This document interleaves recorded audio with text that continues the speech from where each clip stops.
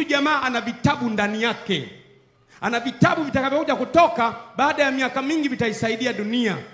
Hawashindani na sura yake, wanashindana na mafunuo alionayo. Wewe hawashindani na ukoo wako na familia yako. Wewe hujijui, na bahati mbaya ukiwa wa tofauti huwa hujijui wa tofauti mpaka uambiwe na wengine kwamba wewe wa tofauti.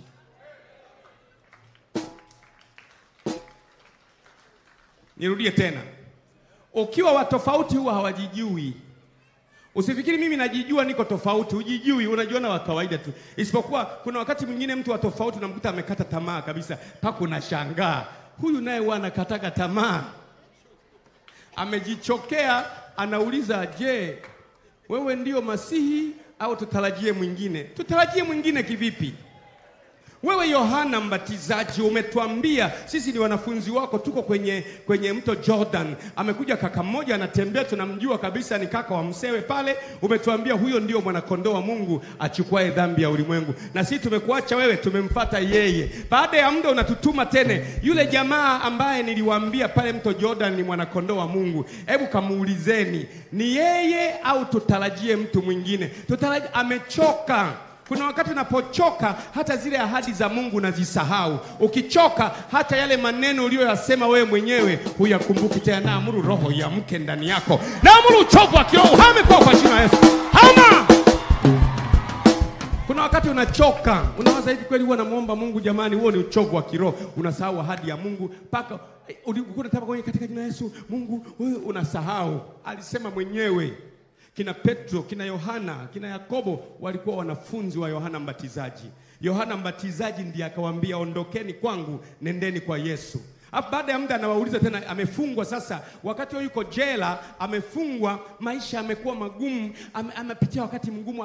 Anawaza, hivi huyu jamaa angekuwa mwenyewe, si angekuja kunitoa hapa? Mbona mimi nimemhudumia kabisa, mimi ndio nimempa wanafunzi, angekuwa huyu atakuwa sio yeye. Kuna wakati unapatwa na matatizo mpaka unaanza kushakia, je, Mungu yupo? Je, Roho Mtakatifu yupo? Hata huku kunena kwa lugha, ni Roho Mtakatifu kweli au ni akili yangu mwenyewe? Sio wewe wa kwanza kujionea wasiwasi. Ulienee ni Roho Mtakatifu.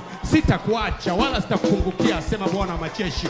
Simama usonge mbele, hatima yako iko pale pale. Walioona dhiki, shida juu yako watatahayalika, na wote washindanao nawe watakuwa si kitu na kuangamia.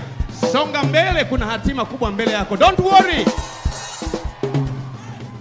Sasa huyu jamaa anashangaa, anauliza, ni yeye mwenyewe au ni mwingine? Yesu na yeye, unajua ukiwa mchanga unapookoka, ukiokoka tu, wale waliookoka unaweza hata kupiga magoti ukamwambia, Bwana Yesu, naomba leo niote ndoto. Unaota kweli. Umeelewa eh? Ukiwa mchanga unaweza hata kusema, kama Mungu ni kweli, naomba mtu fulani atokee. Anatokea kweli. Unajua kwa nini? Ukiwa mchanga kiroho, Mungu anakujibu tofauti. Ukikaa kwenye wokovu, anataka mpaka uhangaike kukapata kandoto kamoja, umekesha kweli kweli. Lakini ukiwa mchanga unasema tu, tena nafumba macho, Mungu naomba kama unataka niende, hebu nifungue Biblia hivi. Kila itakapofunguka tu ni hapa hapo. Kweli ukiwa mtu mzima kiroho, ukifungua hivi unakuja kuangukia na yule mnyama akashindana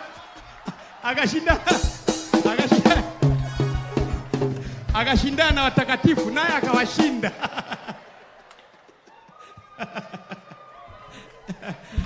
Ukiwa mtu mzima kiroho unasema, nifanye probability, labda niache Biblia ijifungue yenyewe.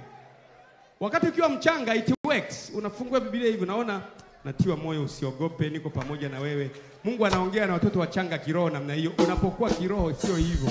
Ukifanya hivyo utashangaa, ukifungua hivyo utaona yule mnyama akashindana watakatifu na akawashinda. Unaona haya. Kwa nini Mungu anazungumza na watu waliokuwa kiroho tofauti? Ndio maana Yohana aliposema, hebu nendeni mkamuulize ni yeye au tumtarajie mwingine. Yesu alitakiwa aseme kwamba, kamwambieni Yohana ni mimi. Nani kawambie kawatuma Yohana? Kamwambieni mimi ndio Yesu yule ambaye aliwaonyesha kwenye mto Jordan. Yesu anamwambiaje? Kamwambieni Yohana, vipofu wanaona, viziwi wanasikia, na maskini wanahubiri habari njema, Ni heri yeye anayeamini bila kuona. Kwisha. Mambo gani haya? Yohana akajua ni yeye. Mungu anapozungumza na watu wazima kiroho ni tofauti na watoto wachanga. Ulikuwa unakaa tu, baba nikifumba macho tu nione kitu, nafumba tu naona kweli. Unasema nimuone mchawi, sasa hivi uone. Kwani una maarifa? Mungu anataka sio lazima muone. Anataka upigane. Anataka tuite maombi ya kufunga na kuomba kama hivi, uanze kusema Mungu, mwaka huu wa 2020 sikupata, lakini ninaumaliza kwa shukrani. Nataka